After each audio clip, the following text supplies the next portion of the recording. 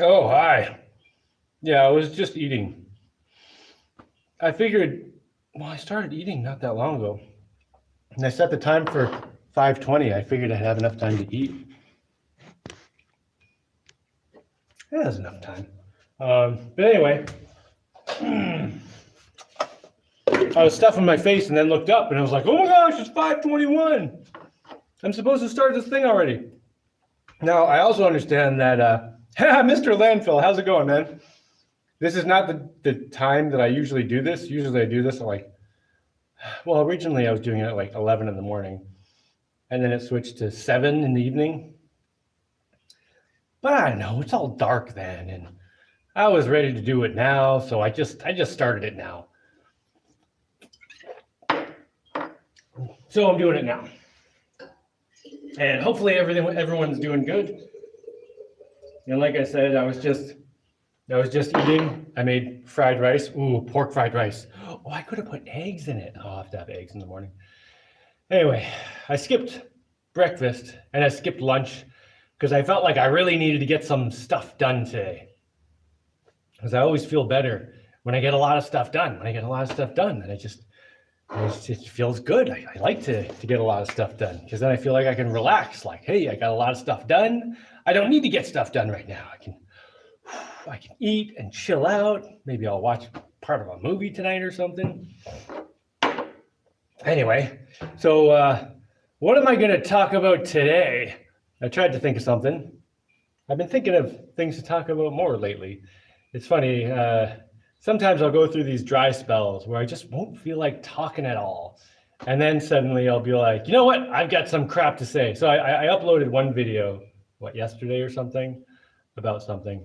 Hold on, someone's got a question here. What do you think about that retro encabulator? I have absolutely no idea what a retro encabulator is. Did you just make that up, or is that a thing? I have no idea. Oh, I just ate so fast because, like I said, I skipped breakfast and lunch, so I was pretty hungry. And I figured if I eat a significant portion of my fried rice right now, then when I'm done this, I should have some space opened up again and I should be able to eat the rest. Okay, I don't know what the retro encabulator is, but I have been thinking, and this is something that goes through my head every once in a while over the years. I've been thinking about what makes a civilization able to continue. Because, if we look back at our own history, there are all these civilizations. They go up and then they go down. And another one comes up and it goes down. And there's this big cycle of civilizations rising and falling. Well, at some point, if you want to have like a spacefaring civilization, you need a civilization to last a pretty long time to build up the infrastructure and get all that stuff going to the point where you can explore other planets and stuff. Which also kind of brings up the Fermi paradox. Like maybe this whole rise and fall of civilizations is why we don't see aliens out there. I mean, maybe we don't see aliens running around the universe. I've heard of a turbo encabulator. All right, what are you guys talking about? You're being ridiculous.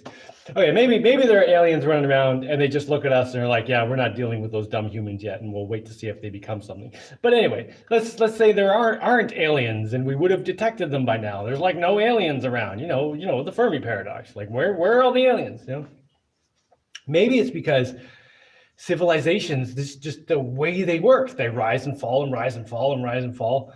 And they never stick around long enough to really, we're in contact with aliens right now. Hey, don't call me an alien. All right, I'm an alien, fine. But yeah, maybe it's this rise and fall of civilizations. And maybe if our civilization collapses right now, not right now, but like is collapsing now, maybe this is it. Maybe this is the one where all the nuclear stuff melts down and somehow we destroy the entire species or whatever. Anyway, what I was thinking about was what would it take to have a civilization actually continue, actually be able to sustain itself? like for a long time. Like how could humans survive long into the future without falling apart over and over again until we eventually just irradiate the entire planet or whatever. And this is something I've thought about many times in my life, and I keep coming to the same conclusion. And I think, at least my brain keeps telling me, the key is disobedience. What is that? Is that a dimple, or is that just dirt? Do I have dirt on my face? I don't know. Anyway, I think the key to a civilization continuing is disobedience. Let me give a little illustration of why disobedience is important. If you have people who have obedience, they're willing to obey, you end up with these situations where you'll have Der Fuhrer here, and he'll tell one person who's supposed to tell the next person and who's supposed to tell the next person, and this train will go through like 100 people until it gets to the last person who's supposed to push a button and turn on the gas and kill 400 people. Now, even if all of these 100 people know what's going to happen, the way people think today is Der Fuhrer tells the first person, all right, tell him to push the button. And I'm supposed to tell the next person, who tells the next person, tells the next person. Most people will think today, all right, Der Fuhrer is telling me to tell him to push the button, so I should just do it. But wait a minute, this is a bad thing because 400 people are going to die. Oh, but you know what? There's 99 other people in this train of people. So why do I have to be the one? One of those other people will stop it, right? All right, so push the button. They tell the next person, and the next person says, why did they even tell me that? That's a terrible thing to tell. Well, I don't want to be the one who has to deal with the repercussions of stopping this. No, I'll just tell the next person. And it'll go all the way down the whole line of 100 people till the person at the end goes, well, I'm told I'm supposed to push this button and kill 400 people. Why didn't one of these other 99 people stop it? Why does it have to fall on me? It's not my fault. It's not my problem. You guys should have stopped it. Push the button, kill 400 people, right? And what would happen in that situation if you had disobedient people is Der Fuhrer would come up to someone and say, hey, tell that guy to push the button. And that guy would be like, what? Why? What are you telling me to do? Why do you want to do that? What are you doing here? And the disobedient person won't just do it. And they won't even be organized in this line to be able to do it. Because they're disobedient. They'll be like, no, this is stupid. This doesn't make sense. I'm going to live my life. I'm not going to get on your little hamster wheel and do your little dance and whatever. No, I'm going to be a person. I'm going to live my life and do my thing. And if everyone is disobedient, there's nowhere for an evil tyrant to get a foothold and start screwing things up. And that's what the problem is with obedience. Once you've got people who are obedient, and even if they're just a little bit obedient, like you have to be like hardcore, totally disobedient, like ingrained in my DNA, I will not obey. Not even if you're telling me something good. No, I will not obey. It's just not an okay thing. Because if you have people who are willing to obey even a little bit, you always get some person who starts looking for ways to exploit that. Wait a minute, I can get these people to do this. Is there a way I can utilize that to do something so I can be lazy or to force my will upon the world? Or there's always going to be crappy people like that, like psychopaths, sociopaths who just want to screw stuff up, even if they're not doing it on purpose. They're just like, oh, I think this is going to be much better if we, kill all the Jews or whatever these crazy people decide they want to do. Obviously, that was still a Hitler reference. I don't want to kill all the Jews, so just relax. Anyway, there's always going to be people who want to cause problems like this. And if there are people who are obedient, they basically get an army if they can just convince people who are obedient to do what they want. And, maybe you have to pay them or maybe bribe them or whatever you got to do. It's just whatever you got to do to get their obedience. There's always going to be someone who's willing to do it to get people to obey to cause some kind of problems. And, that's kind of like how civilizations fall a lot. You get people who just kind of become complacent and do what they're told and don't really care or think about it. They're just like, nah, I guess I'll just do what I'm supposed to do and just obey and follow the rules and color between the lines and not get out of it. I'll just put my head down and do it as I'm told, even if it's horrible. And that's where you get all these problems. So yeah, I think for a civilization to really survive long term, you have to have people who are just absolutely disobedient. Like you have to breed in disobedience, which we're kind of doing the opposite of right now, but I'm not going to get into that. But like, yeah, if I could like organize a special breeding program to make like excellent humans for the future or something, I would prioritize disobedience. If someone was like an Olympic athlete and a super genius, but they were obedient, I'd be like, no, you're not going to be okay for the future. We need people who are disobedient, and it's like in their DNA. It's like in their soul. They just will disobey, and then because they won't do what anyone else is telling them, then they're left with their own decisions. And what happens when you're left with your own decisions? Well, you start being responsible because you have to make your own decisions and you have to deal with the consequences. Because one of the big attractions to people obeying is that when you obey, it's not your fault. It's the person who told you. So if I push the button that kills 400 people, it's not my fault. Just someone told me to do it. I'm just obeying. I'm just following orders. No. But as soon as people, if people just take away this obedience, then they're doing things of their own accord, and then it's not so easy to put your responsibility aside. So anyway, that's what I've been thinking about. Oh, a couple other things I've been thinking about. So I've been working on, starting this community here, and I've kind of just not done anything about it for a while because it's really, really friggin' difficult starting a community. Like one of the problems, well, probably the biggest problem I've had, and my community is slowly growing, and it's not my community. That's the thing. That's one of the things. It's not my community. It's the community around. I mean, it's my community because I'm here, but it's also that person's community and that person's community. Like, I don't want to have a community where I'm the boss or anyone's the boss. I just want a community. So probably the biggest problem I have in trying to get this community going is the word community. Because whenever I say the word community, people hear the word commune. And even after I tell people, this is not a commune I'm working on, it's just a community, commune is kind of what you're reacting to right now, but that's not what it is. So this is oh yeah, I understand community. Yeah, we'll all get together and share resources. No. Just a community, not a commune. So I wrote down the definition of community and commune, and I'm going to read them now. Well, I mean, whenever you look up definitions, there's always multiple definitions depending on the circumstances. But these are the ones that are relevant to what I'm talking about. Community, a group of people living in the same place. That's it. Commune, a group of people living together and sharing possessions and responsibilities. Totally different thing. Now, a commune can be a community, but just a community itself does not mean it is a commune. A community just means a bunch of people living in the same place.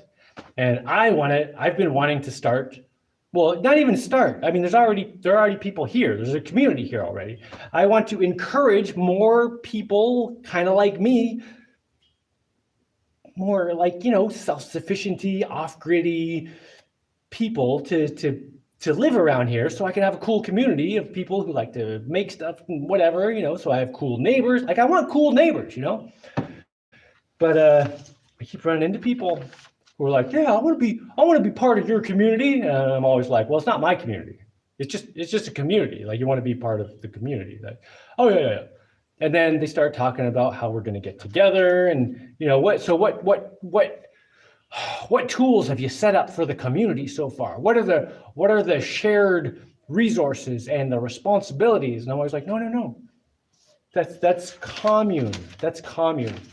I just want a community. I don't want to share possessions and responsibilities with everyone around me, because that would make it so everyone has to be the same. No, I want everyone to be their own person. I want everyone to do things their own way and be however they want and be responsible for themselves. I don't want to be responsible for anyone else. I want to be responsible for myself. I want you to be responsible for yourself. So I'm starting to think that I might have to start putting more effort into encouraging this community again, because I kind of took a break because I got a little. What did my friend say? My friend said, I'm just burnt out on people. I've been burnt out on people for a while, but I feel like maybe I can start working on that again. Oh, and the other thing that's been going on lately is I've been stretching a lot. Maybe, what was it, 2 weeks ago, I mentioned that my calves, the muscles at the back of my lower legs, calves, they were kind of like tight, knotted up and stuff. And, I started rubbing them and trying to get the scar tissue out and, massaging them and stuff. And then I was like, well, I started getting to a point after a couple of days where I could really find the knots. And I was like, wow, those are really in there. And I started working on them. But then I was like, well, let me just start stretching in general more.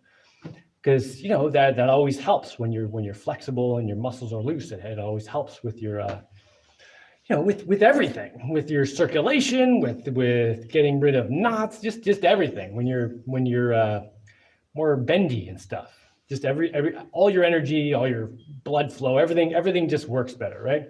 So I've been stretching a lot more, and man, I feel really good, like amazing. Today, for example, there was this log, and it was over there. And I was like, this log would be kind of nice to take up to the lumber mill and cut. And I was like, well, maybe this is my first opportunity to figure out how I'm going to get logs up the hill. And it was a pretty decent sized log, maybe like 15 feet long and about like that. And I'm like, well, I can't carry that. I'm going to have to figure out how to do some wheelie thing. But then I was feeling so good today. I went over to the log and I was like, well, let me just check. Let me just check. So I picked up an end of the log and I got it up on my shoulder and I was like, all right, well, let's just keep going. So I lifted it up and walked my way down the log till I got to the middle and then put it on my shoulder. And I was like, well, is this going to go okay? I feel like this is going to hurt me. But maybe all this stretching is, I don't know, let me just see. So I lifted the log up and I got the log up and I was like, oh, and so I started walking up the hill and I got almost all the way up the hill, but my legs were like, yeah, I was getting pretty, what's the word? Pretty jello-y legs. So I put it down, but then I picked it up again, put it on my left shoulder and carried it the rest of the way. And I'm pretty sure I couldn't have done that 2 weeks ago. I would have strained something in my back or something. Man, this stretching, I got to keep stretching. And I have to admit, this morning I did not stretch. What I've been doing is every morning and every evening, I'm massaging my calves, trying to get those knots out, and then doing a bunch of stretching. It's the same stretching I did every evening before I went to bed every evening while I was building my house. And that's kind of one of the big reasons I was able to keep going, because I just kept doing the stretching so that I could actually move the next day. And it's sort of agonizing stretching. I mean, some of it's easy, but then there's the stuff where I bend backwards and it's just when I've been using my back all day, it's like, oh God, that's hard. Anyway, so yeah, I've been doing a lot of stretching. Man, I'm feeling really good. I don't want to jinx it though. All right, what are you guys doing? How are you guys doing? Let's see. What do you think about the retro encabulator? Yeah, I don't know what that. Haven't you heard, that we're in contact with aliens right now? I don't know. I haven't heard anything. I don't. What's the deal with the aliens, TDH? The turbo encabulator is a fictional electromechanical machine with a satirical technobabble description that became a famous in-joke amongst engineers. Okay. After it was published by the British Institution of Electrical Engineers in their Students' Quarterly Journal in 1944. Okay. TDH says, no, seriously, Google Israeli Galactic Federation. I'm not going to Google that right now, but just tell me what's going on. So supposedly we're in contact with some aliens, and TDH, whoever that is, knows who they are, I guess. TMR is holidays. One of the few times I can join the J Show. Oh, tomorrow is holidays. I think that's what TMR means. Soap berries help civilizations rise. That's true. Soap berries help civilizations rise. And you know what else helps civilizations rise? I didn't mention this. Disobedient people. Often civilizations are created by people, disgruntled people who are pissed off about one civilization, and that civilization may just be crushing them, or that civilization may be falling. And people who are disobedient and disgruntled but have motivation in themselves, or I should say, and have motivation in themselves, will like go and leave everyone behind, and this group of people will start a new civilization. That's often how civilizations start. And then, you know, the people who want to be independent and not follow orders end up getting outnumbered by the pansies who, you know, want to be told what to do and want to be slaves. Bleh. I'm planting fruit trees. Well, that's cool. I need more fruit trees. You're describing teenagers. If space is stable, Earth can be stable. So climate is the main process. I don't know I'm missing something. You guys need to make more words in your comments so I know what you're talking about. So climate is the main process. The main process of what? I stretch my calves daily and can never go back. Yeah, man, man, I got to make sure I keep doing the stretching. So when I was building my house, it was really, really hard, and I knew it was going to be hard. So I was like, I'm going to do this stretching every night, and it's just a bunch of stretching. And after I got my house done, I kind of slacked off on that stretching. You know, I still do it once in a while, but I was like, I'm not working so hard, except I kind of am still working hard. Like today, I just wheelbarrowed and dug and carried logs and stuff. Like I'm still doing a lot of physical work. So I probably should just keep doing the same stretching that I was doing when I was doing really hard work, because I am still doing really hard work, maybe even if it's not quite as serious as before, intense. Stretching my whole legs, actually. Whoa, that's very good, Flying Wing. Could you see yourself living in Canada, USA? No. Recently, I left USA for Colombia, and it's the best decision I have made.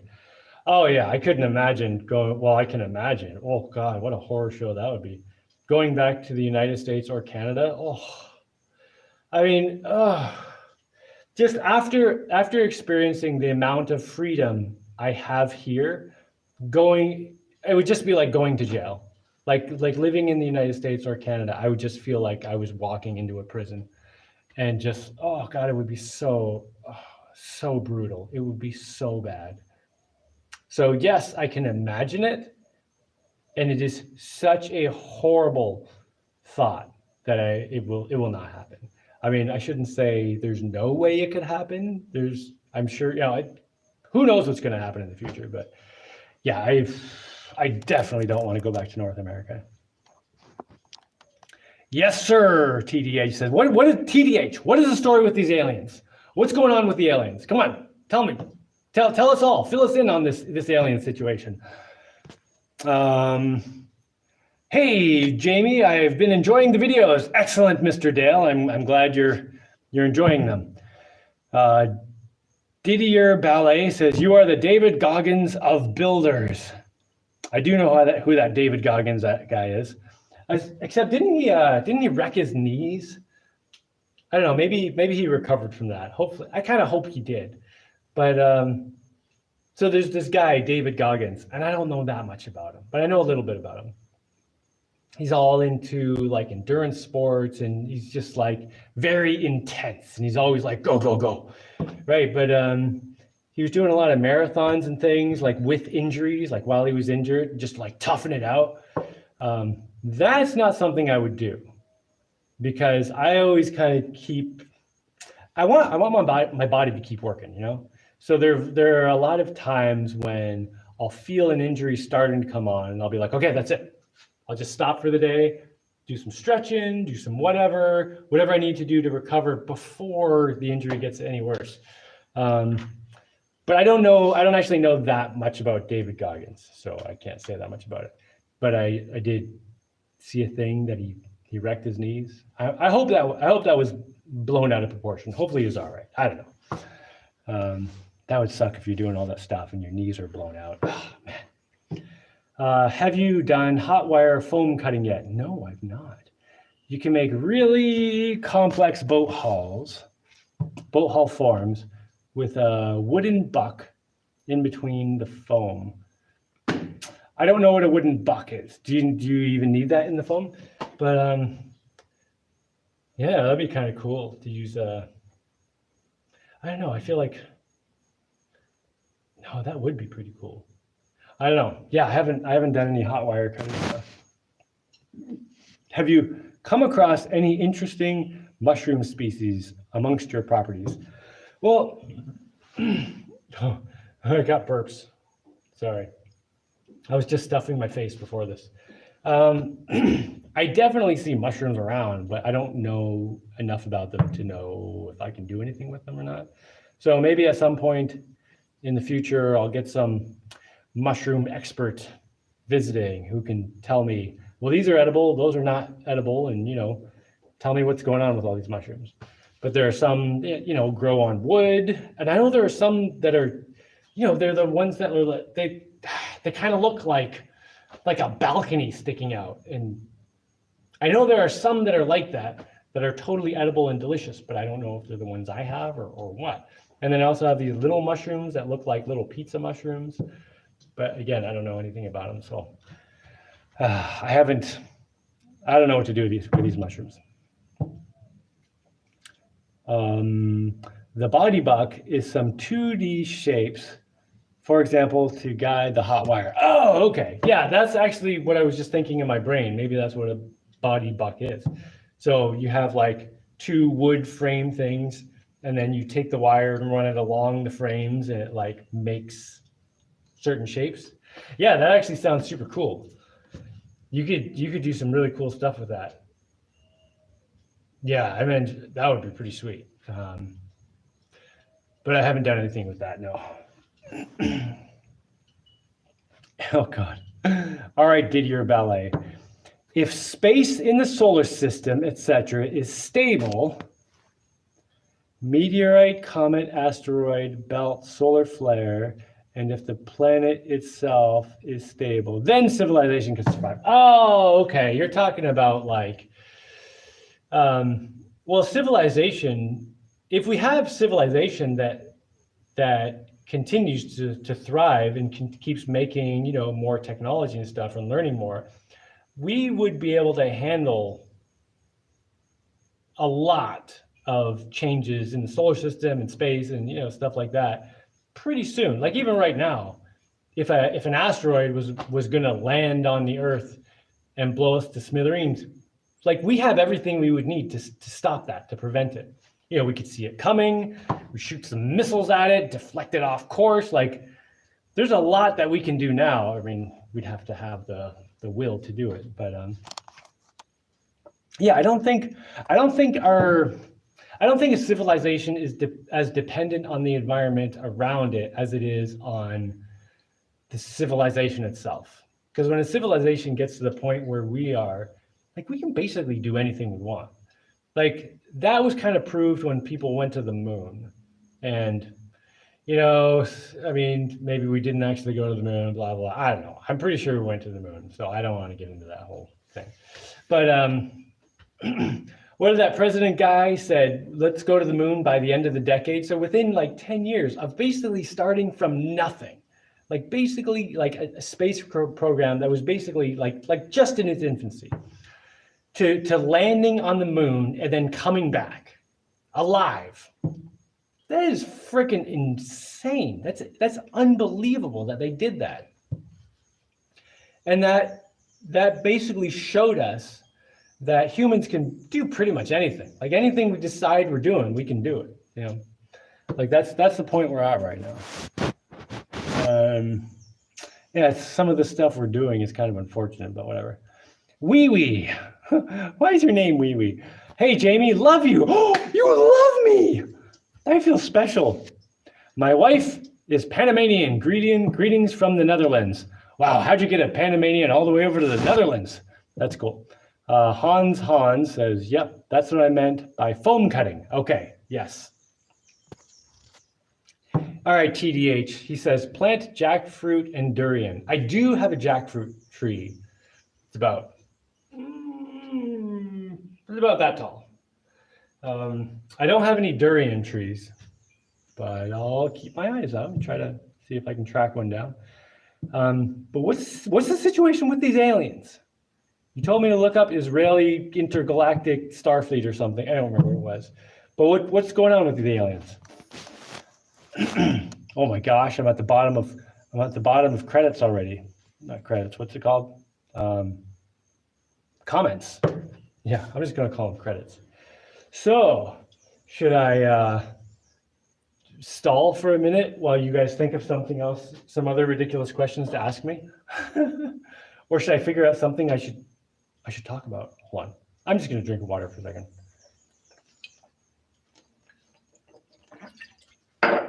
Oh man, that's good. You know, the funny thing about water, this is just water, by the way. It's in a Heineken bottle, but it's just water. Like if you spend a lot of time sitting around doing nothing, water kind of tastes like crap. But if you go out and like do some hard work and get hot and sweaty, oh my God, water is amazing. Oh, water's so good. This is one of my favorite things about living off grid. Like food, water, just everything tastes so good. It wouldn't be like that if I sat around. I mean, even if I lived off grid, if I just sat around and did nothing all day, food wouldn't taste that good and water would just be blah. But living an off-grid lifestyle where I'm like doing stuff outside and getting tired and everything, man, food tastes so good. You want to see what I cooked today? Here's my fried rice. It's got some pig in it. It's also got, I don't know, a bunch of other stuff, a bunch of vegetables and crap, and a bunch of hot sauce. My kids are not here right now, so I put a bunch of hot sauce in my food. Tomatoes, how's it going, man? All right, let's see what I miss here. How did you acquire all your knowledge about electricity? How did I acquire all my knowledge about electricity? Well, I mean, I went to school, so there was some there, but I don't know, schools today are so bad at teaching things.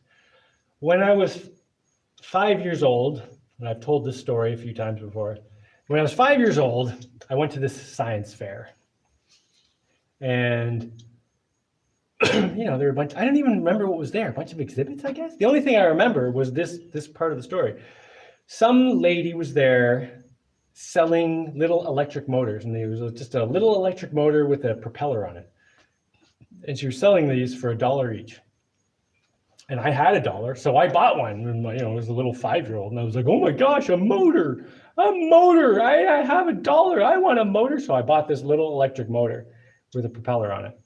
And then I took it home, and I just rummaged around the house. I had access to some batteries. I found a battery, and somehow I got some wires. It might have even been like twisty ties or something. But somehow I got some wires, and I was like, okay, the motor has 2 spots the electricity goes. The battery has 2 spots where electricity goes. So I connected them across, and sure enough, the motor spun around. And then I flipped the battery the other way because I was like, well, what happens if you connect it backwards? Motor spun the other way. And at that point, I would say I learned a lot about electricity just by that little playing with the thing, Like I basically learned that electricity has polarity. It can go 2 different directions. And I didn't know anything about alternating current at that point. I had electrocuted the crap out of myself one time. When you plug a plug in, like say the wall's up here, you plug a plug in. One time I went to pull a plug out. This is when I was a little kid, and I went to grab it like this to pull it out. And as soon as my finger got between the things, of course, it was like big sparky explosion, and I yanked the thing out, and my hand had a little like black mark on it. I was fine, but I was scared. Anyway, a lot of my understanding of electricity came from playing around with things. And then when I got to school, I don't know, the schools are so bad at teaching stuff. But I'd look at the textbook and it would be like, okay, there's a positive and a negative, and because I'd already played with electricity, I was like, oh, okay, now I get what these things are called, and yeah, doing a lot of hands-on stuff, and then seeing some information in a book was really useful to have both things going. I think if I just learned about electricity in school, I would have forgotten everything. But because I was playing with stuff all the time in my free time, I was always playing with little electric motors, making little robot-y things. Like even from a very young age, I was just playing with that stuff constantly. Like it meant something to me when I read it in a book because it was a real thing, And on top of that, I would say probably the most important thing in learning something like electricity or magnetism or anything like that is keep it simple. Like keep things as simple as possible. So whenever I have an electrical situation to deal with, something I have to, whatever, like I basically clear out my whole head and I'm just like, okay, there's a positive and there's a negative, and the electricity wants to go from one to the other. And then I'll look at the situation. Okay, where's the and then it starts getting complicated with the specific, paths of circuits and stuff. But just keeping the concepts as simple as possible really makes it easier to understand things. Like never make anything more complicated than it needs to be. Do you cook with wood or gas? I cook with wood, and there are a couple reasons for that. I mean, one, I have wood. I mean, there are trees around that drop dead sticks all the time. Like I can always get wood. Another reason is wood. The wood makes a bit of smoke and it keeps bugs away. And here there are bugs in the early morning and in the late afternoon. Basically when the sun is coming up or going down, that's when the bugs come out.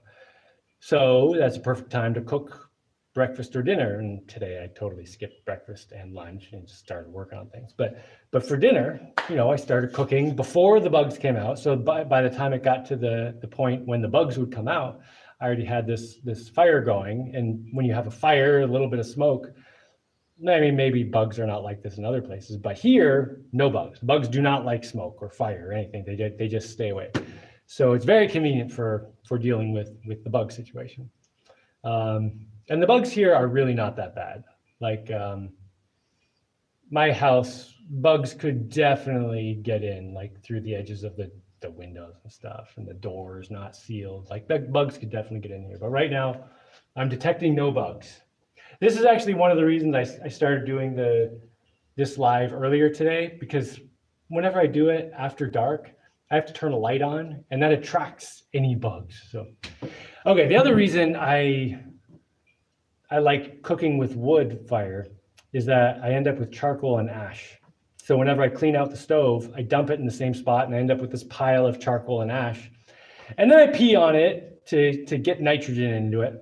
And then I shovel it into my dirt and mix it in with the dirt. It's supposed to be good for the soil, particularly in a very rainy place. So in a place like here or the Amazon, supposedly when it rains a lot, it washes away all the nutrients, so you end up with really garbage soil. However, if there's charcoal mixed into the soil, the charcoal absorbs nutrients and holds onto the nutrients hard enough that water doesn't rinse it away. But the plants can still get the nutrients off it, because I guess the plants are a little stronger than just the water on its own. So yeah, the charcoal is supposed to be really good for the soil. Would you start using a drone for your videos? Would I? You mean if I just had one? I guess. Yeah, I would. I mean, I wouldn't use it all the time or anything, but yeah, I mean, I would. Yeah, I think so. Yeah, if I had a drone, I would play with the drone and get some video with it and stuff. Maybe I should get a drone. I don't know. I don't know. I have a lot of things to do. But if I had a drone, I would use it. Yeah. How much do you think it would cost monthly for 2 people to retire there? Oh, that depends a lot. I mean, you could spend as much as you want. Um, how much do you think it would cost monthly for two people to retire there? Well, I mean, just the language you're using makes me think that you're going to kind of be like standard city people who want to kind of like live a certain lifestyle that's going to be way more expensive than what I would choose. But this is based on very little information. So, um, like if you wanted to live like me, you could live on very little money. Like once you buy land and build a house, then there's no rent. Uh, there's no bills. So once you set up your solar power and rain collectors and everything, you just have to buy food. And then if you're planting food, I mean, you can get your costs down to basically nothing. Um, but then if you want a motorboat with gas, that's however much you want to drive it. And if you want to buy food, well, you got to pay for the food. And then it depends on how much and what type of food you want. And, the costs can basically be down to zero or up to a lot, totally depending on what kind of lifestyle you want. And yeah, the question doesn't give enough information. But yeah, you could be really, really cheap if you wanted to. All right, Flying Wing says durian is good prebiotic. Do you mean probiotic? Or is it before? I think you mean probiotic, but I'm not sure. Well, I'll have to remember that. I'll have to get some durian. Do you listen to music when, what? Back to the durian thing. I am lately working more on growing things, like improving the soil and planting things and getting more things going. I got sweet potatoes that look like they're doing really well, like in a bunch of different places. And I've been playing around with the soil, breaking it up, mixing charcoal in and compost and doing all this stuff. And it looks like I'm actually getting results. So just on the food growing in general, it looks like I'm actually getting somewhere. And I still wouldn't say I'm putting a lot of effort into it, just definitely more than I was. Like today, I probably spent, I don't know, an hour just doing plant and soil stuff. If I do like an hour every day, I should be able to get somewhere pretty well. Okay, do you listen to music when, you spelled your wrong, that's the wrong your. Do you listen to music when you're in the boat or around the house? I do occasionally listen to music. Most of the time I don't. Most of the time I just want to have a clear head. Because I really like the way my brain thinks when it has silence. But I do listen to music sometimes. It's usually if I'm doing something kind of monotonous and I don't have anything particular I want to think about, and I'm just like, well, I just want to kind of have my brain kind of just, something. Put on some Eminem. This looks like a job for me, so everybody just follow me. Anyway, my kids sometimes request music. Well, two of my children in particular, request music from time to time. And then one is like, yeah, I never want music. And then the baby, I don't know, she's like 2. She just goes along with whatever's going on. Okay, Bocas Farmers Market, June 3rd at 3 p.m. Okay, today I remembered to bring a paper and a pencil. Okay, Bocas Farmers Market, June 3rd. That was 3rd, right? Oh, 3 p.m.? Oh, God, 3 p.m. Well, I'll write it down anyway. 3 p.m. is not a good time for me because it takes me like hours to get home. If it's 3 p.m. and I'm there till like 5, then it's dark soon. Well, maybe I can do something. Well, I do have batteries in my boat. Drive back in the partial dark. I don't want to. Okay, so the energy driving back is one thing, but then just driving in the dark is not really a safe thing to do. I don't know. Maybe I can go for like an hour, leave town at 4, make it back in the daylight if I don't know. Anyway, why don't they have the farmers markets like right in the middle of the day, like noon?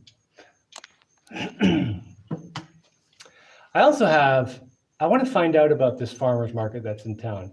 Like, is it a good farmers market or is it just one of those like farmers markets? Like to me, a real farmers market is when farmers show up with like crates of vegetables and stuff, and they sell directly to people for prices below what you would pay in the grocery store. And it's good for the farmers and it's good for the people because the farmer has to sell it really cheap to the grocery store, but they can sell it at a higher price to you and still be way below the markup of the grocery store, right? That's what a farmer's market is to me. But most farmers markets are not that. It's just this fake garbage thing where you go and like everything's super expensive and they have like $24 pies and they're just like, ooh, it's such a novelty to be at the farmer's market, so everything's triple the price. Yeah, oh God, I can't stand that crap. So do you know which kind of farmer's market it is? Is it like a real farmer's market or is it one of these bull crap things? That would be nice to find out. Like just tell me the price of something and I'll be able to tell right away. Like, yeah. Okay. Didier ballet. Are you actually into ballet, by the way? Have you ever seen or used those tiny gravity battery that are gear and a long teeth rope you hang around? Oh, that was a terrible explanation. Are you talking to your computer and it's typing this for you? Anyway, I think what you're talking about is a thing where there's a weight and it pulls on something and spins something and powers what? Powers a light or something, charge battery or whatever. I made a thing like that once many years ago. I actually made this art sculpture thing where it was this I don't know, this big crazy looking machine, and you put a quarter in it, and I made some money off this thing actually. It was kind of cool. But you put a quarter in it, and then it turned something on that started raising this elevator of this big weight, and it did some other stuff, and it got to a point where this weight was lifted up, and it was wrapped around thing. Anyway, at some point the weight suddenly let go and it spun a generator at the top that turned on a light and did some other stuff. And then when the weight got down to the bottom, it smacked really hard, knocked the coin out of the slot into like a little bank thing. But anyway, one of the things in it was like a gravity battery, like the big weight went back down and charged up some lights and stuff. But I've never, I don't know, I haven't seen any that are like particularly useful or anything like that. And I've never made one that was for any particular amazing usage or anything. Oops. The backyard vertical gardener. Ooh, that sounds fancy. You must know lots of gardening stuff. Ooh, you have to be here and tell me stuff. Charcoal helps to hold nutrients, but tropical soils can become very acidic, and the roots of plants will not grow in these soils. This is why some plants don't grow or die right away when you plant them. They just sit and languish. That is most likely soil pH. Adding agricultural lime is the usual treatment for this. Okay, agricultural lime, that's something you have to buy. What can I use that I don't have to buy? Can I put ash? Will ash do that?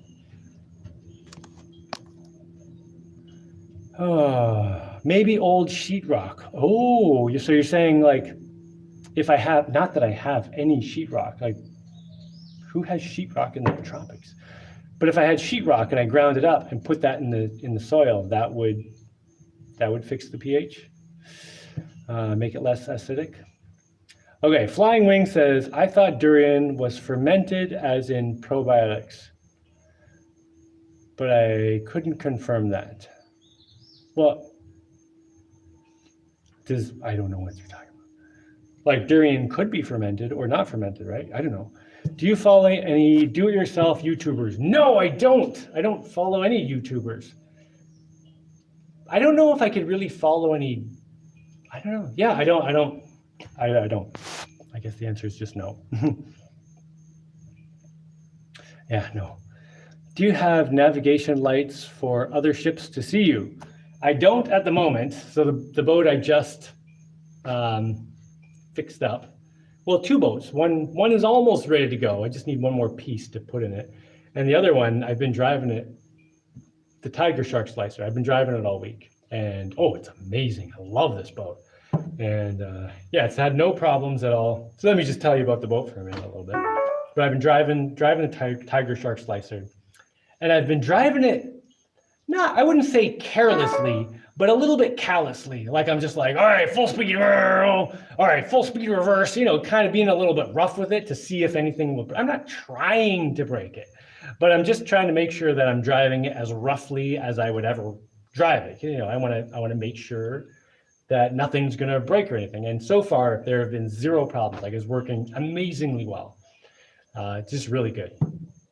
But yeah, I haven't put any lights on it or anything like that yet, which is another reason I don't want to drive at night. I do want to, the first thing I want to put on it in terms of lights,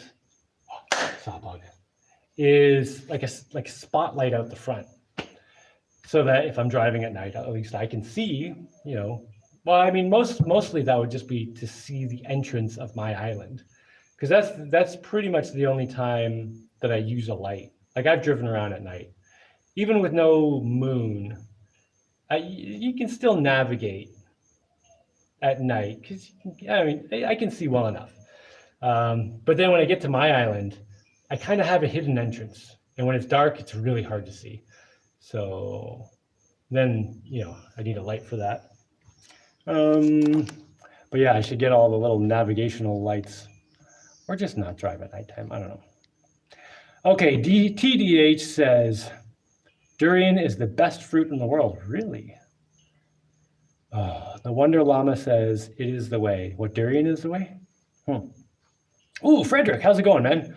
Hey, dude, been a while that I've been to one of your live feeds. It's 1 o'clock in the morning in Malta. Ooh, how's it going in Malta? My insomnia told me to come say hello. How are you doing? I'm doing pretty good. I've been doing a lot of stretching lately, and I mentioned a couple weeks ago my calves were all feeling sore and knotted up, and they're feeling pretty good right now. Like just physically, I'm feeling pretty good. And I think a lot of that is due to stretching. I've been doing lots of stretching lately. Also, though, it was like super hot for a month, and it's cooled off now the last, 2 weeks or something. Man, just everything feels better now that it's cooled off. So good. Let's see. For do-it-yourself YouTubers, I really like Cranktown City. You two together would be unstoppable. What does Cranktown City do? I have no idea. Do you have limestone on the islands? Have you tried making lime for cement? Well, limestone would be hard because I'm not actually sure if the stones I find here are limestone. It's just there are almost no rocks on this island, like very, very few rocks. When I dug out the spot to put my house, it took like months of digging, and I had like maybe 2 buckets. Yeah, it was maybe 2 buckets full of rocks, and that was it for the whole area here. It was a lot of digging. But you can use seashells to do that. So I have tried to do it a little bit, but I've never really put that much effort into it. I just kind of threw them in the fire and pulled the shell out after and was like, is this working? I don't know if it was really working. Maybe I need to get it hotter or something. But yeah, at some point, I want to start slaking seashells, which is like heating them up sufficiently that when you take them out of the fire and they cool off, then you put them in water, they start doing this reaction and basically become cement. They use it for concrete. I definitely want to do that.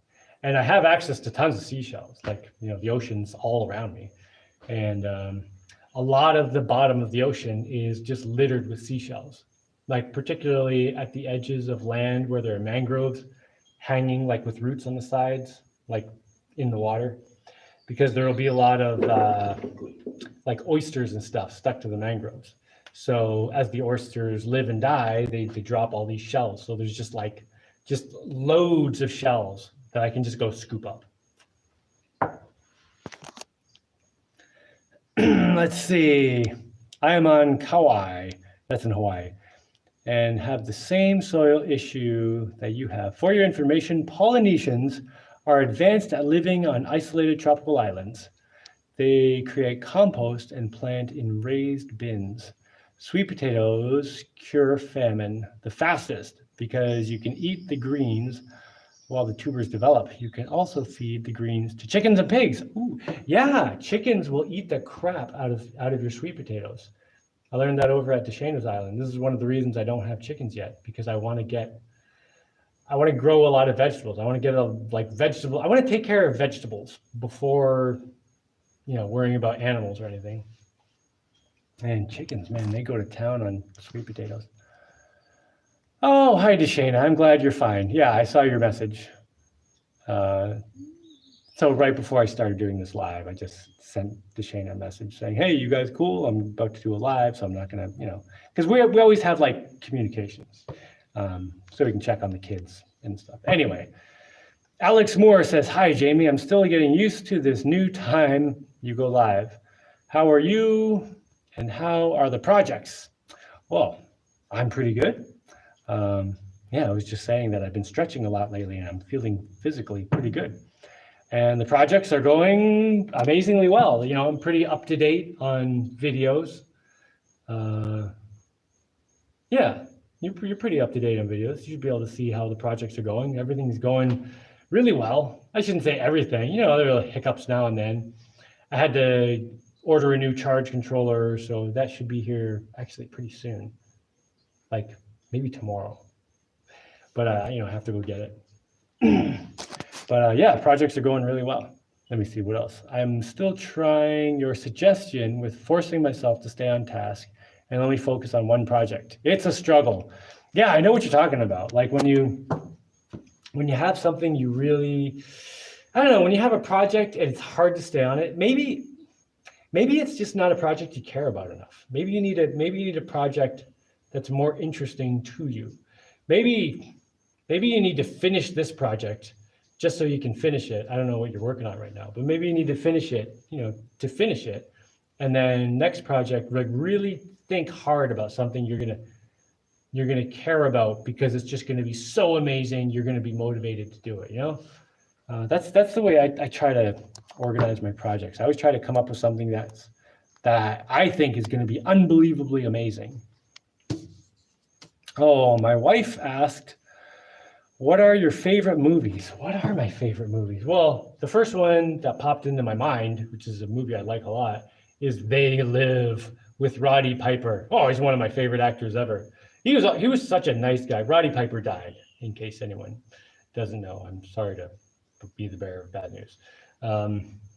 But he was always such a nice guy, it seemed like. It was really cool. He was an amazing actor. He was a wrestler in the WWF back when it was called WWF. And then he was an actor and did a bunch of movies. And he was in this movie called They Live, and he was amazing in it. And he was in it with David Keith or Keith David. I don't remember which way his name goes. Anyway, they were great in this movie together. And well, I don't want to say anything about the movie. If you've never seen the movie They Live, you should watch it. It's a really good movie.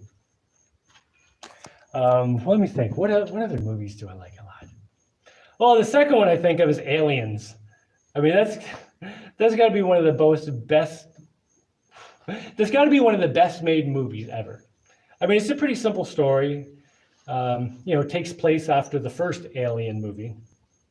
Basically, some space marines are going to investigate what happened on this planet, where this crazy lady say there are a bunch of aliens may have run loose. And then they find out the crazy lady isn't so crazy, and there are actually aliens, and they have to fight their way out and try to survive. And man, it was just such an amazingly well-made movie. It's like such a simple story, but they did such a good job on it. And Sigourney Weaver's in it, and Hicks. What was Hicks's name? Michael Bean. Oh, and Hudson. What was Hudson's name? Oh, there's another really good actor who died. Anyway, which makes me think of another movie that he was Bill Paxton. Bill Paxton was in another movie that I like a lot. Edge of Tomorrow, with Tom Cruise. And what's her name? I forgot. She was in, anyway, it doesn't matter.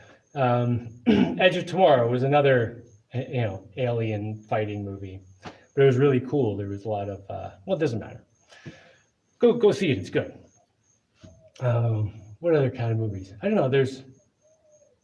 My brain's just going to keep going through movies that are connected to each other.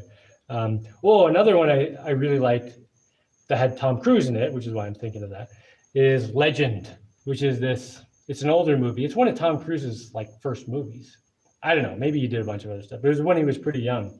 And, it's like magic and monsters and unicorns and stuff. Really, really amazing fantasy movie made by the same director who did Alien, the first Alien. So now I've come in a full circle and I'm going to stop there. But probably the best made movie ever. And this movie, I don't even think had a very, very interesting story. I think the story was really bland, but they just did such an amazing job. It was a Studio Ghibli movie called Spirited Away. It's just the music and the animation and just the characters, it's so amazing. And I think it's kind of unfortunate that the story was kind of boring. I mean, at least to me, it wasn't really the kind of story that I would normally be that interested in. But it was just so well made. I love that movie. And then Nausicaa of the Valley of the Wind. It was like the first Studio Ghibli movie before they were actually Studio Ghibli. And that movie, mostly I love the character Nausicaa. She was such a good character, There were a lot of really crappy people in this movie, but she was just an amazing person, like someone I would want my kids to see and say, that is an example of a good person. That's a good person right there. And then, there's a bunch of Studio Ghibli movies and other anime. Ninja Scroll. Don't let your kids watch Ninja Scroll. But that was an amazing movie. All right, I'm just going to shut up about movies now. Okay. You can burn oyster shells to make the lime to use as agricultural lime. Really? So if I burn my oyster shells, I can put that in the ground and that will reduce the acidity. What if I put oyster shells in that are not burnt? That won't do anything, will it?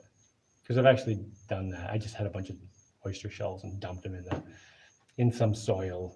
I don't know if it did anything or not, but I was like, it shouldn't hurt, right?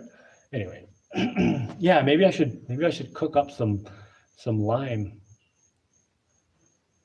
Frederick says, nice to hear you doing fine. I like what you're doing with those batteries. I've been trying to get some over to this island, but logistics are a problem because of the huge energy potential they carry. Yeah, I'm really lucky we have some good delivery options here. Like I can order things on Amazon or kind of online anywhere in the United States and get it here, which is, not right here. I have to go get it in town. But I can get stuff here, which is really, really nice. And I'm super happy with those batteries so far. I have the two Redodo 24-volt 100 amp hour batteries in the Tiger Shark slicer, and that's the boat I've been driving around this week. And everything's perfect. Like everything's working perfectly. Now I haven't driven it very far yet, only like a couple miles at a time. But pretty soon I'm going to be like, all right, this is working. Let me take it for like 30, 40 miles, whatever, And then I'll really see how they're doing. And then the sock batteries, not socks like you wear, SOK. That one's in the zombie chopper, my little trimaran, the little white trimaran, my little fast boat, my speeder. And I haven't driven that one since I got the battery in it yet because I'm waiting for a part to finish that. But I'm really looking forward to that because that boat that's like twice as fast as the boat I've been driving.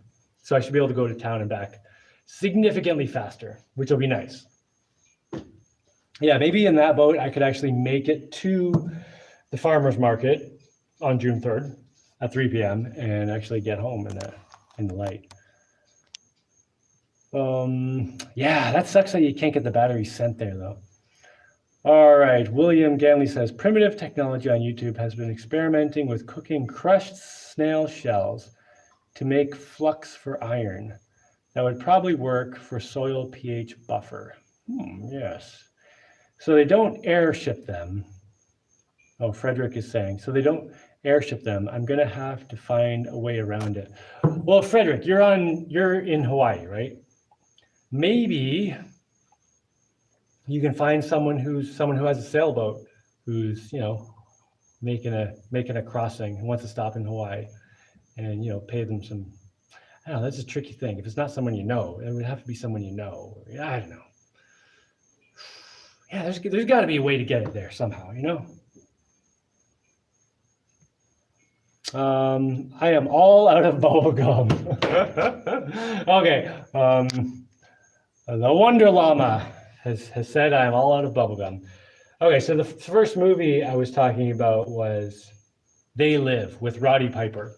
And, John Carpenter, it was a John Carpenter movie. He let Roddy Piper come up with a lot of his lines. So he's like, all right, what would you say here? Just go and do whatever you say. Because Roddy Piper was always like, he had a big mouth when he was doing the wrestling thing. He had a little show where he like interviewed other wrestlers. He did a lot of trash talking, he was very entertaining and all this stuff. So John Carpenter totally took advantage of that, and was like, all right, do your thing, man. So at one point, Roddy Piper, well, his name in the movie is Nada. It's like nothing, Spanish for nothing, Nada, because he was the kind of a nothing character. It doesn't matter. I'm just going to call him Roddy Piper. So at one point, Roddy Piper has just discovered the aliens, and he's like running around with a shotgun. He just stole off a cop, and he's like in trouble. And he's like, he bursts into a bank because he didn't even know it was a bank. He was just like trying to get off the street, right? And he bursts into this bank, and he's sitting there holding this shotgun with a bunch of bullets on him. And everyone in the bank looks at him, and he's just like, oh. I am here to kick ass and chew bubble gum, and I am all out of bubble gum. And then he starts shooting the aliens, and it was hilarious. Emily Blunt, that's who it is. Yes, in Edge of Tomorrow, Emily Blunt, right. What is the name of the town? The town that I go to most is Bocas del Toro. Burning helps you to turn the oyster shells into powder, which is needed to raise the soil pH. You can always pick up one bag of lime in town for an experiment and then make your own if it works. I don't know. I have to look around. They probably have bags of lime in town. Maybe, I don't know. I'll have to see. How's the submarine build going? I'll have to let you know when I start building a submarine. But that does bring up an interesting question. Am I going to be able to share the building of a submarine? That might be one of those things I just have to do in super secret. There could be a submarine being built right now. I don't have a submarine. And when I build one, which I probably will, I'll totally share it. That'll be cool though, having a submarine. If you do get a bag of lime in town, you can use its effects as a benchmark for your homemade lime. Yes. Okay, so yeah, all right. I swear that Cricket is in the room with me. Yeah, there are only crickets outside. Oh, you know what? The tablet here is like right in the window. So you probably hear outside better than I can hear outside. Let me open this window down here. Yeah, no crickets inside. Man, when the cricket gets inside, it is so loud that I have to actually do something about it. But yeah, there's only crickets outside right now. I like it. I like the crickets. One of my favorite things about living in the wilderness is like just that. There's like, well, I can hear the drip of my water filter here and the crickets. and that's it. There's no motors, there's no sirens, there's no screaming people. There's me, blah, blah, blah, blah, but I'm going to shut up pretty soon.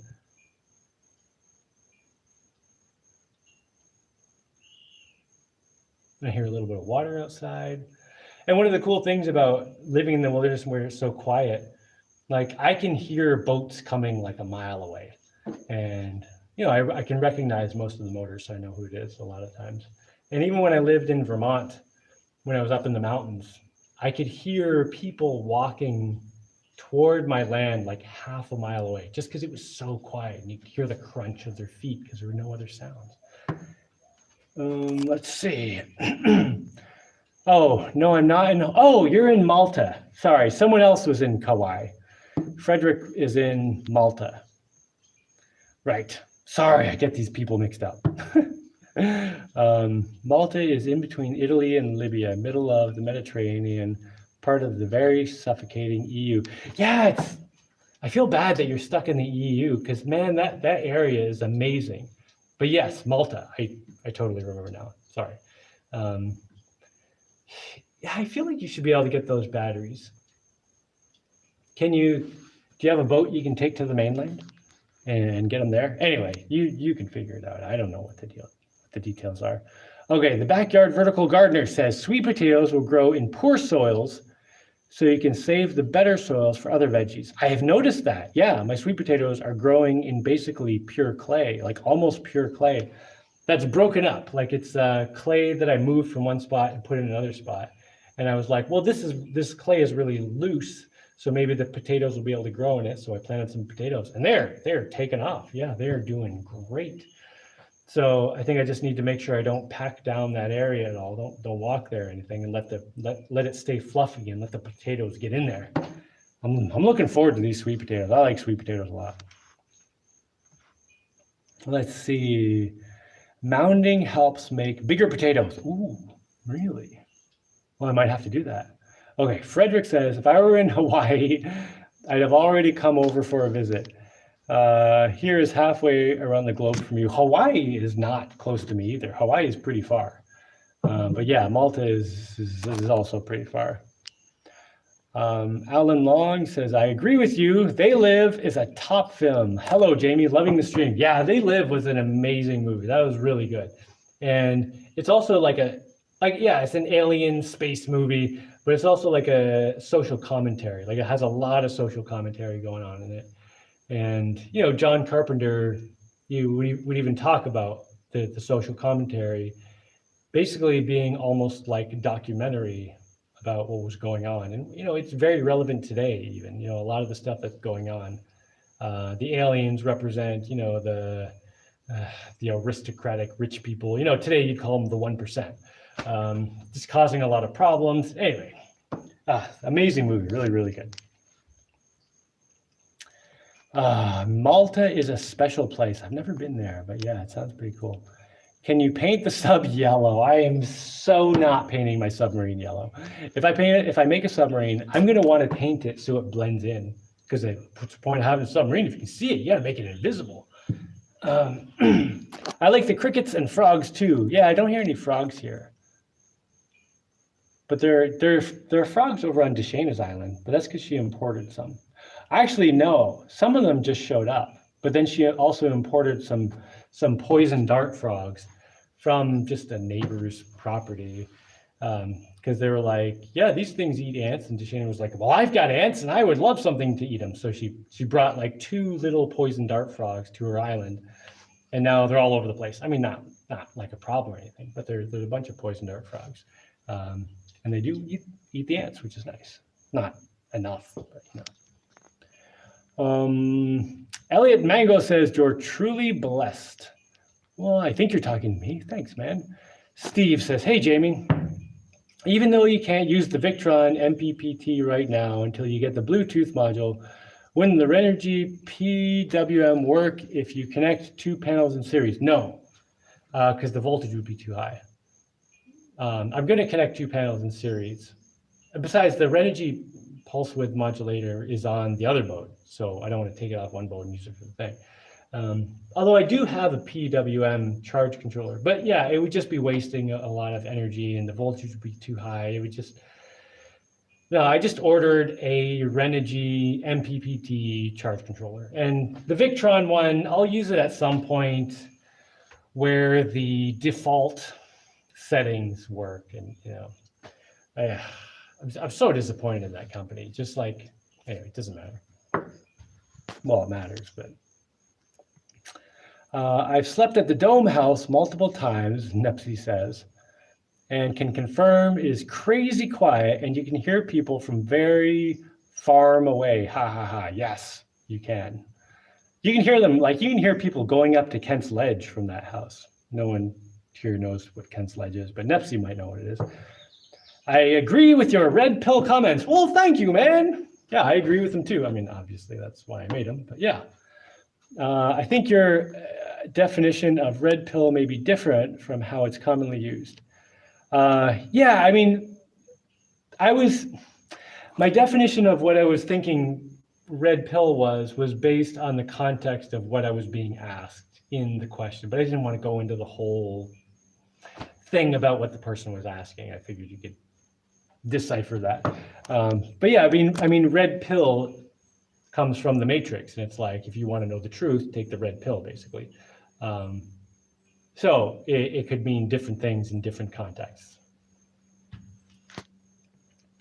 But I may be wrong. I see the term being more about hypnosis, persuasion, power. Just heard you talk about they live. Yeah. Backyard vertical gardener is on Kauai. That's who's on Kauai in Hawaii. We created a tropical food forest. Oh my gosh, that sounds amazing. With layered plants that create their own soil. Oh my gosh. Do you have like videos or something? Because I would love to see some of this. Tropical food forest with layered plants that create their own soil. Yeah, totally. That's what I want to do, man. Over time, there is no planting, weeding, watering, etc. The soil and food get better with time. Ooh, I want to know how to do that. Do you have like some kind of tutorials or somewhere you could aim me to learn about your magical ways or something? That would be great. Just heard you talk about they live on stream, and this movie might be a good metaphor for red pilled. Maybe, yeah, that's how you see it already. Yeah, totally.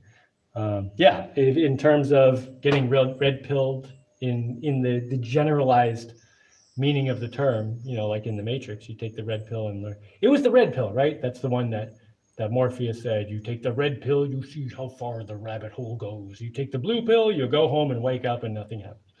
But the red pill was to learn the truth, right? So yeah, in They Live, the red pill would have been the sunglasses. So we could talk about, have you been sunglasses did? Except sunglasses are too common of an item to use for that phrase. Let's see.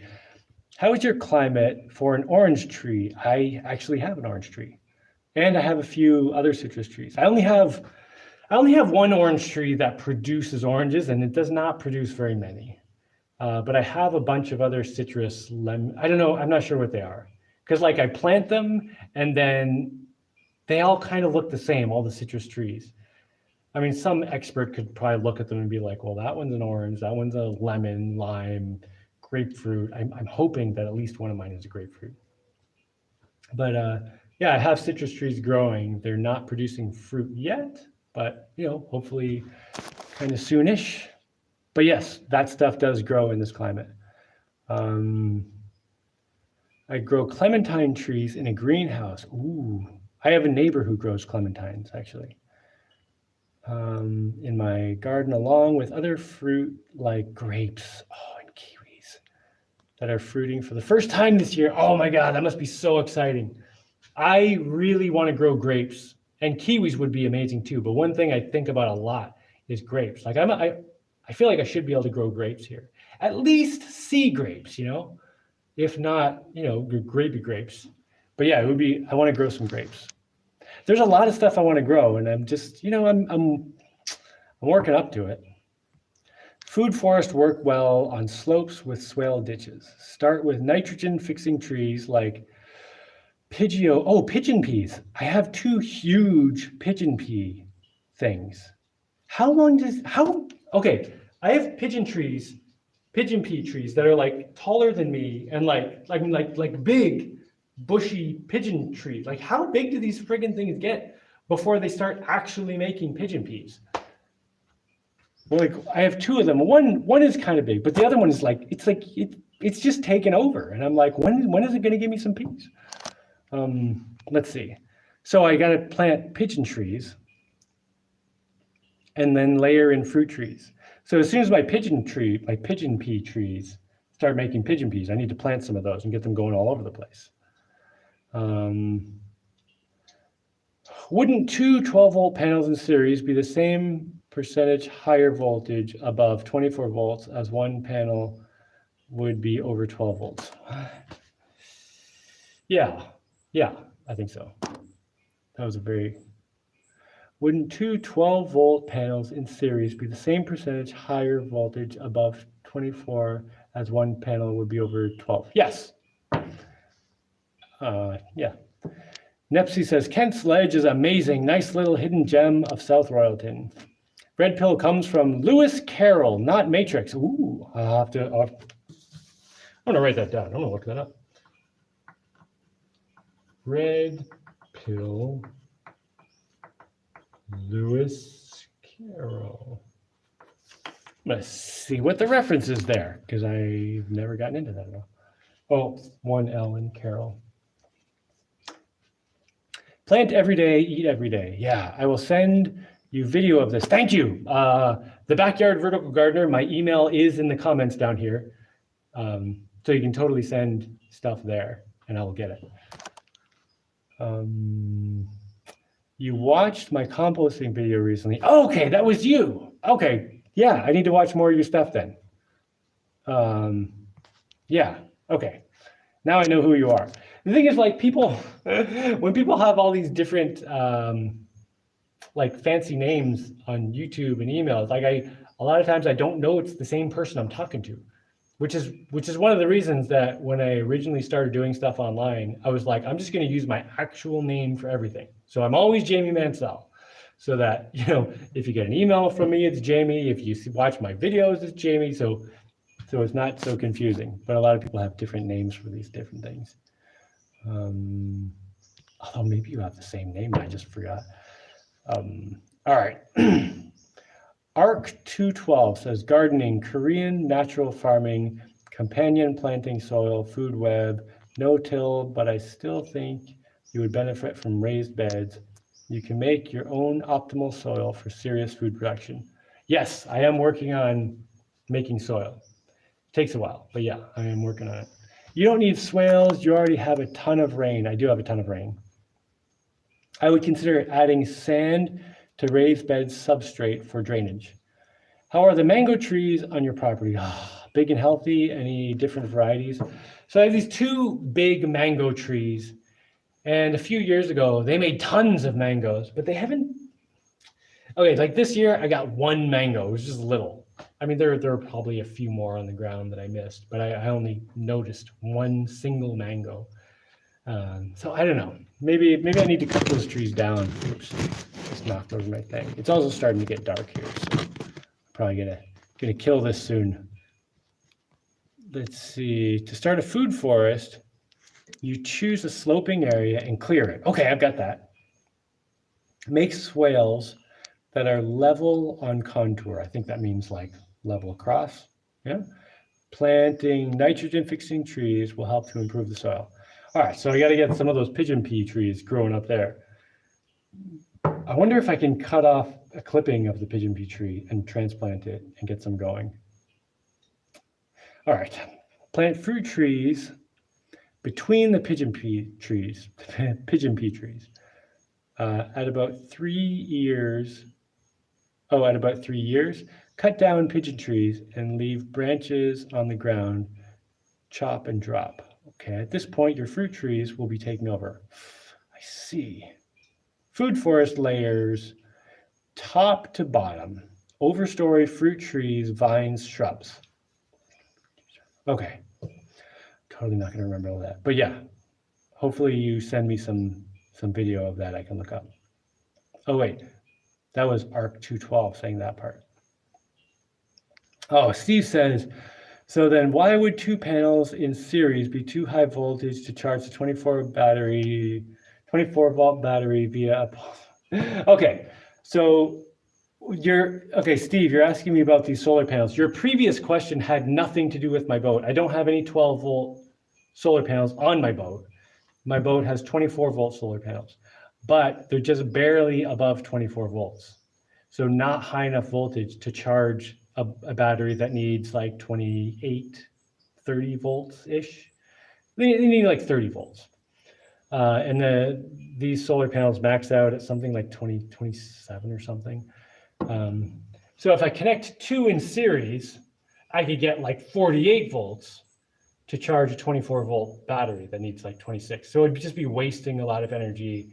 Yeah, it doesn't work. Lewis Carroll equals Alice in Wonderland. Oh, right. So Alice in Wonderland had a red pill. I'm trying to think, or maybe it wasn't in Alice in Wonderland.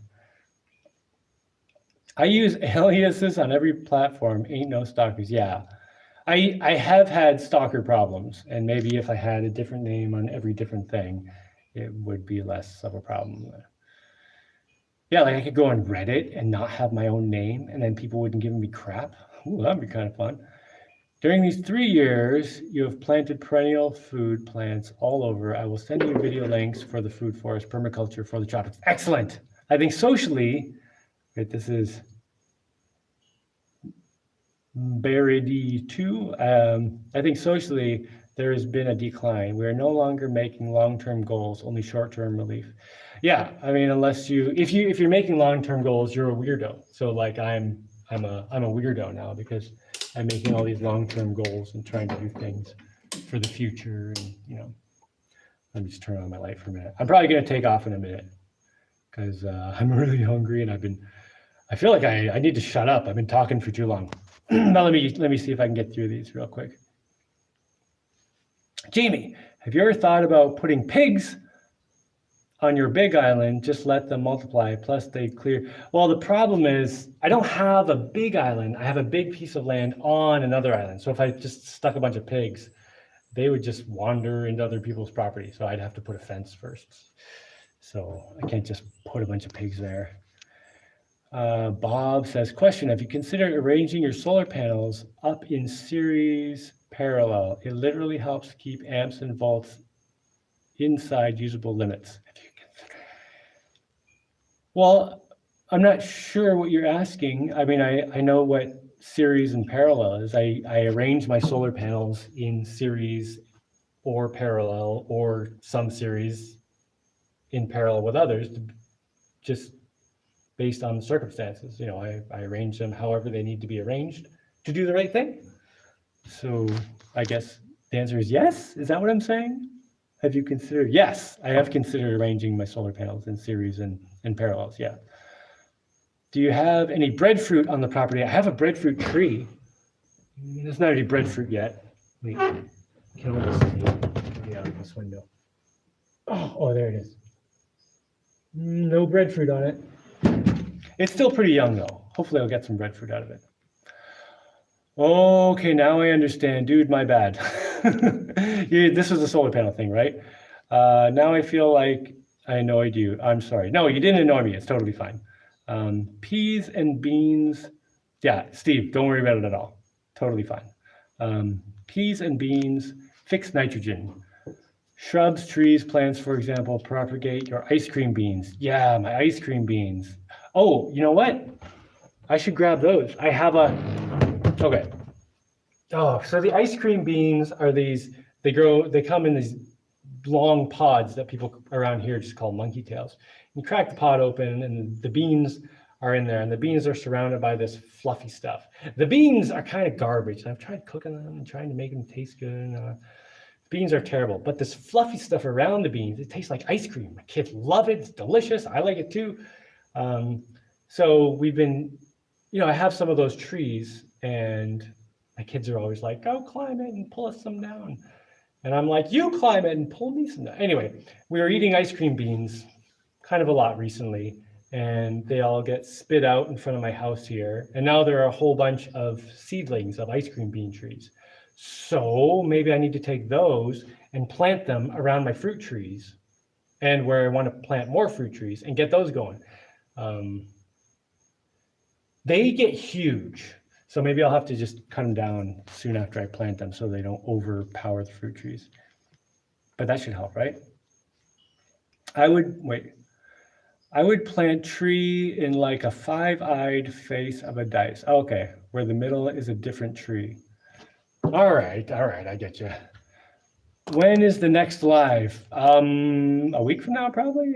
I want to not miss the next one. Well, I've been doing them every Sunday. And at first I was doing them at 11 in the morning, and then I was doing them at 7 in the evening. And then today I did it at 5:20 because I don't want to do them in the dark, because when I have the light on, it attracts bugs. And it doesn't attract bugs that much, except 2 hours of a light being on, like right by this front window, ends up attracting some bugs. And it's, I have to have a bright enough light that you can actually see me. So it's a pretty bright light. So maybe I'll start doing them around 5. But then I do occasionally just, pop one off in the middle of the week. It'll be like Wednesday and something cool will happen. And I'll just be like, ooh, let's do a live and tell you about some exciting thing that happened. So occasionally I'll do ones in the middle of the week too. But generally every Sunday, maybe I'll have them at 5 now. I don't know, the time keeps shifting around a little bit. I want to share some things I learned about trees. Well, Barrett, you can totally email me too. I've got an email address down here in the comments. It should be theadventurebuildermovie@gmail.com. I made the email address after I made the movie, but now it's just the email address that I use the most. Thanks, Jaimie. Enjoy your movie. Oh, thanks, man. Yes, I worked hard on my movie. I tried to do a good job. I'm glad you enjoyed it. I've actually gotten really good feedback about my movie. Not that many people have seen it. I mean, a decent number of people. I think it's like 40,000 views or something, but not like millions or anything. But anyway, I've gotten really good feedback about it, which is nice. It's really nice. Classic Dude Mike, what's going on, man? Hi, Jaimie. I almost missed the live stream. Well, I'm glad you made it.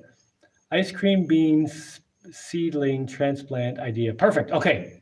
I have like a whole bunch of ice cream bean seedlings that just started. So I'm going to dig them up and plant them all over that hill where I want the fruit trees to grow. But time zones, I'm on the opposite side of the world. But I'll check the notifications. Yeah, you can totally email me. Or, if you can make it next week, that'd be great too. Alex says, question. Ooh, we've got a question. Oh, when running an inverter on a solar setup, would you worried about overloading it if attaching multiple battery banks? No. You won't overload the inverter unless your voltage is too high. So you could attach 1,000 batteries to it, as long as the voltage is correct. Like if you're running a 12-volt inverter on 12-volt batteries, as long as they're all in parallel, you can attach like 1,000 of them to it, as long as the voltage is correct. You'll be totally fine. But if you took 2 12-volt batteries and connected them in series, doubling the voltage, then you'd fry your inverter. So don't do that. Make sure you connect them in parallel. Unless you have 6-volt batteries, then connect them in series pairs and then parallel that all. Elliot says, nice. I want to come down in the future. I've been watching since the alternator generator video. Oh man, that's actually my most viewed. I think it's my second most viewed video. Keep rocking on keep on rocking in the free world. Build a high voltage bug zapper out of boat ignition parts. Problem solved. I should probably do that at some point. The thing is, the bugs are really not that much of a problem. Like right now, just saw one. Yeah, right now I have a really bright light on right here, and other than that one bug I just smacked, I don't see any bugs in here. Wait, there's one. got him too. Yes. Yeah, there are very, very few bugs. I should turn this light off. Okay, I'm going to get out of here. I'll leave the light on for a second. And everyone have an excellent evening or morning, depending on where you are, or go back to sleep, or whatever you're doing. And I'm going to go eat this fried rice, and maybe I can upload a video tonight, because I did 2 talking videos today. I've had a dry spell of talking videos, but then today I had two I don't know, talking videos in a row I wanted to do. Oh wait, Steve says, I wish I could grow stuff, but I live on a sailboat. You can grow stuff in pots, like a pepper plant, tomato plant, that kind of stuff. That just is an option. I would love to visit Jaimie's island and check out what he's got going on, though. This dude's one of my idols. Oh, thanks, man. Bro crush. Yeah, if you are sailing through Panama, you can come by here. I have deep water on 2 sides of my island, so it's pretty easy to park a sailboat here. Yeah, so if you want to come by, though, if you're in the area or planning to come through here, I'm on the Caribbean side of Panama. Just email me in my description here. There should be my email address. Just email me something. Okay, I'm gonna get out of here and go eat some food. Everyone, continue being awesome. And Mr. Landfill says, awesome show. Thanks. Well, thank you, Mr. Landfill. Okay. Have a great time, everyone. I'm out of here. Are you sure you want to stop streaming? Yes.